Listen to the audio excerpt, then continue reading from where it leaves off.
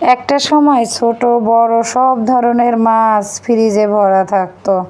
ইলিশ মাছটা বেশি পছন্দ করি দেখা যায় যখনই মনে চাইতো তখনই বেশি পরিমাণে ইলিশ মাছ কিনে নিয়ে এসে তারপরে এইভাবে রাখা হইতো। আসসালামু আলাইকুম, বিসমিল্লাহির রহমানির রহিম। আশা করি আমার এই ভিডিওটা যে যেখান থেকেই দেখতেছেন আল্লাহর রহমতে ভালোই আছেন, আর ময়ও আলহামদুলিল্লাহ ভালো আছি। আজকে এই কথা কেন বলতেছি জানেন? অনেক দিন ধরেই বাজারে যাওয়া হয় না, আর তেমন কোনো একটা মাছ কেনা হয় না। দেখা যায় আমি না গেলে বাচ্চারা তো ছোট ছোট, ওরা তো আর বোঝে না কিভাবে কোন জিনিসটা কিনতে হয়। তারপরও একটু একটু করে বাচ্চাদেরকে শিখাইতেছি যে কিভাবে বাজারে যাইতে হয় এবং কিভাবে কোন জিনিসটা দাম দর করে তারপরে কিনতে হয়। কারণ বাচ্চাদের এখন থেকেই যদি না শিখাই তাহলে দেখা যায় একটা সময়ে মানে তারা কিনতে পারবে সবই ঠিক আছে, কিন্তু সময় লাগবে এই।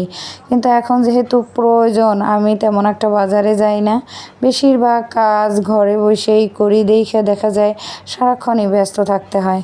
তো বাচ্চাদের এক একজনারে মানে এক একটা কাজের দায়িত্ব সবসময় দিয়ে রাখি, কারণ একার পক্ষে তো আর সবগুলো সামলানো সম্ভব না। ওরা আমাকে যথেষ্ট হেল্প করে, শুকুর আলহামদুলিল্লাহ। বড় ছেলেটা তো যে কি বলবো, সব কিছুতেই আমার মানে সাহায্য করে, নয়তো আমার একার পক্ষে অনেক কষ্ট হয়ে যেত। আর ছোটোটাই তো যখনই বাসায় থাকে তখনই বলে কি করতে হইবে, খালি একটু বলো। তো আমিও মাঝে মধ্যে ওদের হেল্প নেই, ওরাও নিজে থেকে করে। আর যদি ওরা হেল্প না করতো তাহলে একার পক্ষে এত কিছু সব দিকে কি সামলানো সম্ভব? দেখা যায় রান্না বসাইছি, এদিকে 3 পিস নেওয়ার জন্য লোক চলে আসছে, তাদেরকে 3 পিসও দেখাইতে হইবে, আবার এদিকে রান্নাও কমপ্লিট করতে হইবে। আবার এমনও সময় আছে যেমন এমনও দিন গেছে যেমন আমি সারাটা দিন সারা রাত তো কাজ করছি, এরকম সময় গেছে। আরও যে এভাবে কতদিন করতে হয় আল্লাহ রাব্বুল আলামিনই ভালো জানে। তবে কাজ করতে কোনো সমস্যা নাই বা কোনো কষ্টও হয় না, কিন্তু মাঝে মধ্যে এমন পরিমাণে ঘুম আসে, দেখা যায় মেশিন চলতে থাকে আর আমি এদিকে ঘুমাইয়ে পড়ে যাই। এরকম হয়েছে আরও 2-3 দিন। তো আল্লাহ না করুক যে কোনো কিছুই হয় নাই, হঠাৎ যদি হাতটা পড়তো তাহলে কি অবস্থা যে হইতো, আরও কারেন্টের মেশিন যেহেতু। তো সেই দিন থেকে অনেকটাই সতর্কতার সাথে কাজ করি। আজকে ওই ছোট একটা ইলিশ মাছ কাইটে নিয়েছি, কারণ মেয়েটা বলতেছে ইলিশ মাছ রান্না না করলে সে নাকি খাবেই না। আর এখানে অল্প পরিমাণে একটু মুরগির মাংস ছিল, সেইটা মানে 2-4টা আলু দিয়া তারপরে মানে ভুনা করিয়া দেব ওদেরকে। ওদের আবার যে কোনো জিনিস হোক না কেন 2-1 টুকরা হইলেই হয়ে যায়, কিন্তু সেই জিনিসটা একটু সুন্দরভাবে রাঁধতে হইবে, ভালো হইতে হইবে। যাই হোক, ভালো খাইতে কার না মন চায় বলেন? সবারই মন চায় যে একটু ভালো মানে যে ভালো কিছু রান্না করি, বাচ্চাদের পছন্দনীয় কোনো খাবার হোক বা বাচ্চারা যে জিনিসটা পছন্দ করে সেইটা।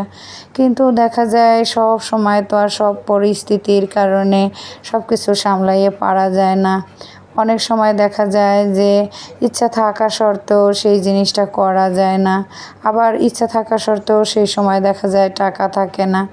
সব পরিস্থিতি তো আর একরকম হয় না। আমরা মধ্যবিত্ত মানে ফ্যামিলির যারা আছি তারা কম বেশি হিসাব করেই চলি। আবার দেখা যায় অনেক টাকাওয়ালা মানুষও আছে যাদেরকে আমি সামনাসামনি দেখছি, তারা আমাদের থেকেও বেশি হিসাব করে। মাঝে মধ্যে মনে হয় যে আমরা মানে টাকা নাই, অল্প টাকা আছে, তার ভিতরেও খরচ করতে পারতেছি, খাইতে পারতেছি, শুকুর আলহামদুলিল্লাহ। কিন্তু যাদের অনেক আছে তারা আরও চাই, মানে তাদের চাহিদার যেন শেষ হয়ই না।